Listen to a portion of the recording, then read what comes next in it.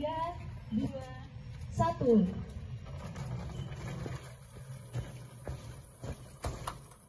Ke dalam tong, Ibu. Baik, untuk pemusnahan MMA, nanti saya hitung mundur ya. Dengan penindakan sendiri. Baik, ini namanya barang ilegal ya. Ada margin keuntungan di sana yang cukup menggiurkan bagi para pelaku, karena di sini kan kita tahu bahwa minuman itu cukainya tinggi, Pak. Untuk golongan C yang tadi kayak Martel itu kan yang kadar alkoholnya 40%, itu cukainya tuh di atas 100.000 per liternya. Jadi kalau ada orang kemudian menjual yang palsu, yang harganya bisa di bawah itu, tentu akan ini lumayan standar saya. Apalagi rokok ya. Rokok kan sekarang juga makin lama makin mahal. Orang bisa ambil 50.000 yang rokok-rokok branded. Kalau kemudian mereka mengedarkan rokok yang harganya masih 10.000 yang ilegal ini, nah tentu ini kan juga masih dikejar masyarakat, dan kemudian itu kan rokok sudah kayak kebutuhan mendasar para laki-laki lah yang di Indonesia ini masih besar. Mungkin itu yang jadi reason kenapa kemudian peredaran ini tidak pernah habis.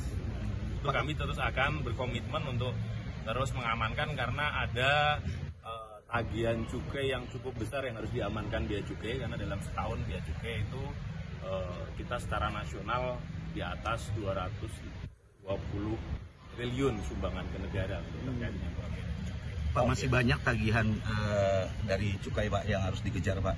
Namun masih banyak juga di beberapa tempat yang lolos, Pak. Bagaimana pengawasan bea cukai terkait dengan kondisi itu, Pak? Itu makanya kami sampaikan tadi, kami bersinergi dengan teman-teman di TNI, di Polri, di Satpol PP, di kementerian lain, karena kita sadar bahwa bea cukai di Indonesia ini kita tidak sampai 17.000 yang keseluruhan. Untuk mengawasi seluruh perbatasan, seluruh pergerakan barang, tentunya tidak bisa sendiri, harus berkolaborasi untuk kemudian mengamankan hak negara maupun juga mengamankan kesehatan masyarakat terkait dengan minuman dan maupun rokok ini. Itu salah satu strateginya adalah sinergi dengan seluruh pihak terkait. Berapa pelaku, Pak, yang diamankan, Pak, dari barang-barang bukti yang ada ini?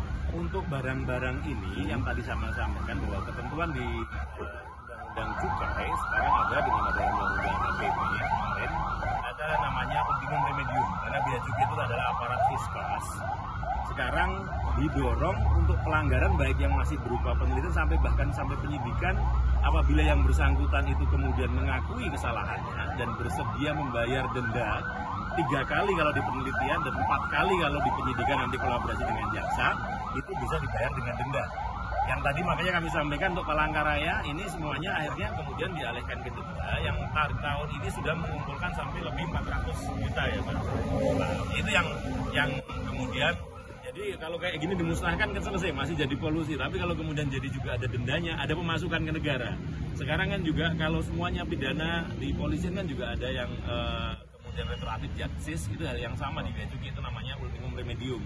Kalau di sana mungkin terkait kemanusiaan, kalau di sini terkait ekonomi, terkait penerimaan negara. Jadi ada pemasukan ke negara yang kemudian digantikan oleh si pelaku itu sebagai ganti atas kejahatan yang telah dilakukan tadi. Dan artinya pelaku sendiri membayar denda terus dibebaskan seperti itu. Betul.